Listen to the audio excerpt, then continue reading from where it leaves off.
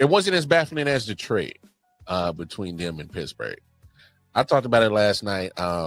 It's kind of a head scratcher, but I can kind of see the whys they did it, and then I talked about the don'ts. Just can you make sense of this? I don't really know how or why this trade even happened. So after losing Javon Holland to my Giants, the Dolphins definitely did need a safety. They had only backup safeties on their depth chart. So I understand the move to get Minkah Fitzpatrick. I know he had a bit of a down year last year, but he's still one of the best. Yes, one of the best safeties in the NFL, like from a year-to-year basis. Mm-hmm. And Jalen Ramsey was going to go anyway. It was very clear that you were gonna need to trade him. Like he wanted to go. He wanted out. You were going to trade him for somebody. I think as far as those moves go, it makes sense to do it to fill that big safety need that you had. That being said, they went from having a safety need to having a cornerback need, and now they still have a cornerback need. Mm-hmm. So I don't know what they're going to do about that. They gave up Jonnu Smith, which, I mean, they used him a lot, and he was really good at the tail end of last season, but they replaced him with Darren Waller, so we'll see what that ends up looking like. Steelers, from the Steelers' end, Jalen Ramsey's pretty old. And 2 years older than Minkah. Yeah, and the Steelers have been very uncharacteristic this offseason. Very. And they're usually much more methodical and not this messy, haphazard. For real, like it's messy. You trade for DK Metcalf, so you finally have like a good wide receiver core that's not just one guy and a bunch of bullshit around him. But then you trade George Pickens, so then you go back to having one good receiver and then a bunch of bullshit around him. You don't have a quarterback for most of the offseason. You draft just Will Howard. We think that it's possible Will Howard's going to be your starting quarterback. Then you finally bring in Aaron Rodgers after he left you on red to do podcasts for a while. and now you do this. I don't know, like, because I said, and I've said this about Aaron Rodgers before. Aaron Rodgers and Kevin Durant are the same player. That they are older players who go into teams, use their cachet as being star legend players to force the team to do whatever they want. They break it because they don't know what they're doing, and then they leave. And that's Aaron Rodgers did it to the Jets. Didn't even take that long. Does this look like the possibility of this? Could this be the first losing record for the Steelers? Man. Because Aaron Rodgers isn't going to be good. Let's be real, right? Like he wasn't good for the Jets. He's not going to be good now. He's going to be better, I think, because the coaching is just going to be that much better. Mm-hmm. Because it's Mike Tomlin. Mike Tomlin will keep him comparatively in check, but like these moves don't feel like Mike Tomlin moves. These moves feel like Aaron Rodgers moves. And you hit it right on the head. They don't feel like Mike Tomlin moves. And I think because the fact that I hate to say this, but they let the snake in the garden. Aaron Rodgers, he look, man, Mike McCarthy won the Super Bowl. They chose Aaron over him. Mm-hmm. All right. Then they finally smartened up and said, "No, all right, let's go get Jordan Love." Now you in got your panties in a bunch, knowing that they did the same thing with you to Brett. Mm-hmm. Clearly, that's been their MO. They're going to get a quarterback, and they don't care what draft or how high. If they feel that, hey, he's going to be our future past you, they're going to go get him. They did the same thing with you. Went in the first round, Aaron. Yep. You didn't go in the second or third. You went in the first. How do you think Brett felt as you was lurking down his neck for 3 years? And I guess to Rodgers' credit is he did point out how Brett basically didn't want to teach him anything and didn't want to be his mentor, didn't want to That ain't his babysit. job. And Rodgers was like, I don't want to be like that. Let me show Love something. And Love clearly did develop, probably in significant part from sitting and watching Rodgers. And we don't know what Rodgers ended up teaching him, whatever. Like, I think that Rodgers probably did help Love develop. Yes. That being said, though, Rodgers clearly, since leaving, has had a chip on his shoulder that he hasn't been able to do the same stuff in other situations. Yeah, and I get it. You had the Achilles injury. I can't fault you for that. Boom. Okay, that's not on you. But you played all season last year, and guess what?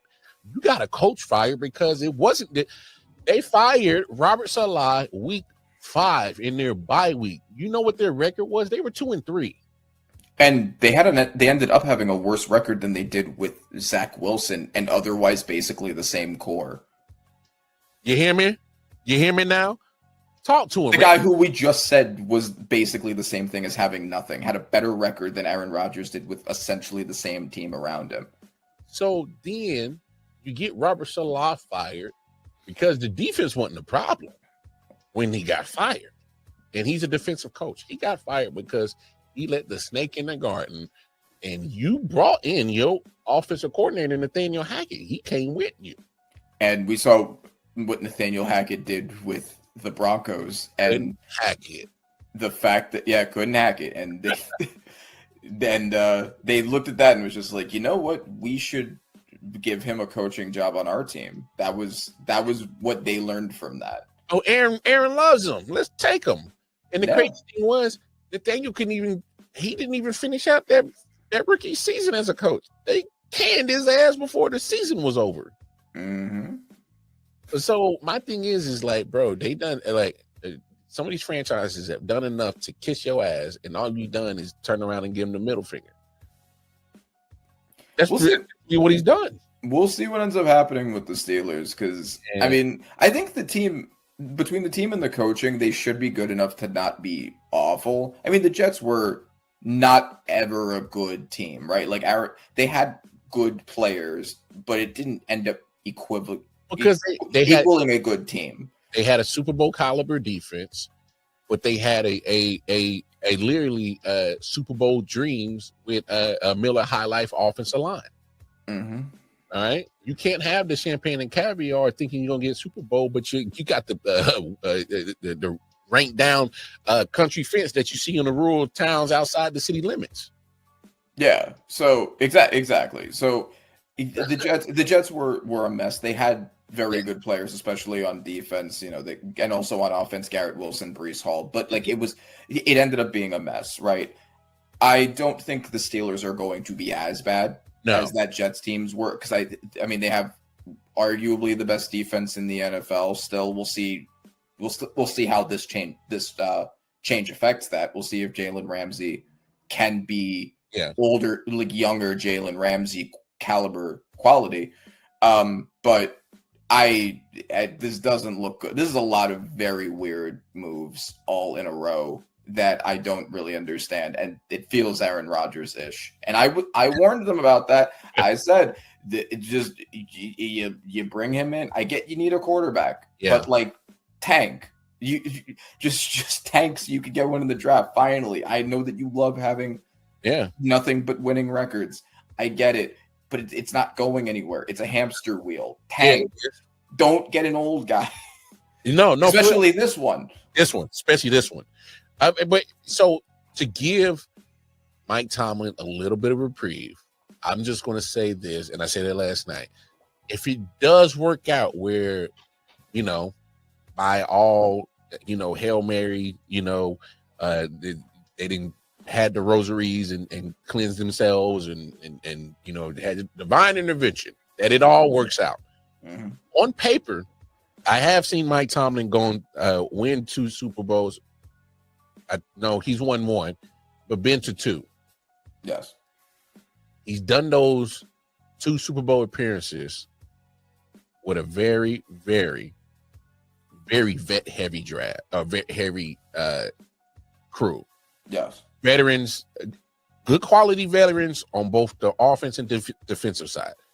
So this is similar to those things. I'm not saying it's equivalent, but I have seen him take vet-heavy teams on offense and defense, get the best out of them, mix in a little bit of young talent, get to a Super Bowl, win one, and at least appear in another one. So I have seen Mike Tomlin with his greatness as a coach doing that, done that before. Yes. That's the only thing I can see positively in this, and trying to put a positive spin in that is if somehow, just because of the aura of Mike Tomlin, somehow puts it all together, because let's be honest, he's been making chicken salad out of the chicken shit for the last few years, backing his team into the playoffs and barely getting them to 500. Miracles. Yeah.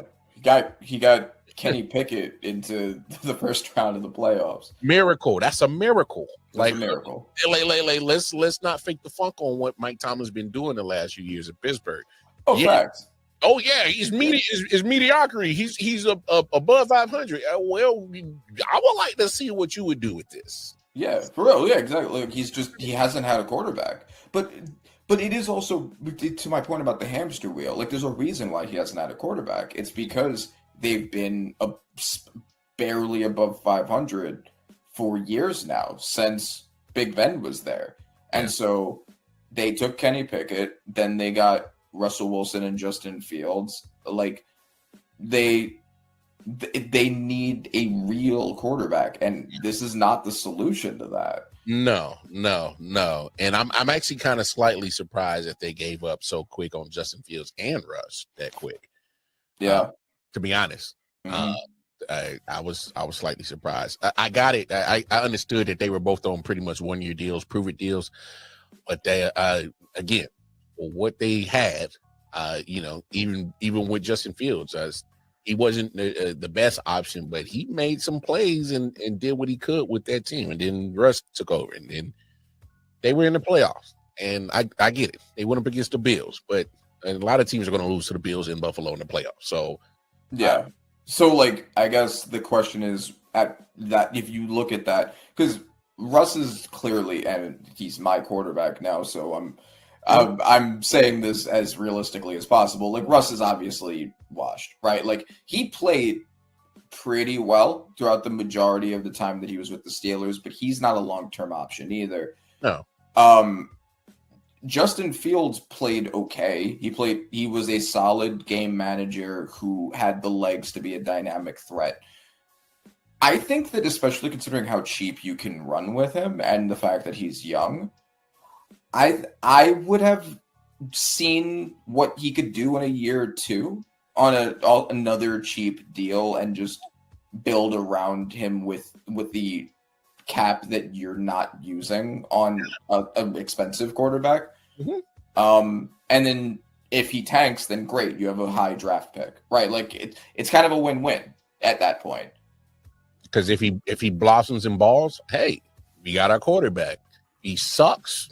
It's all right. We got nothing. We didn't pay nothing for him, so yeah. And then we have a high draft pick, and then we finally can fix the problem, which is that we didn't have a real quarterback this entire time, and we were relying too much on defense and one wide receiver. Yeah.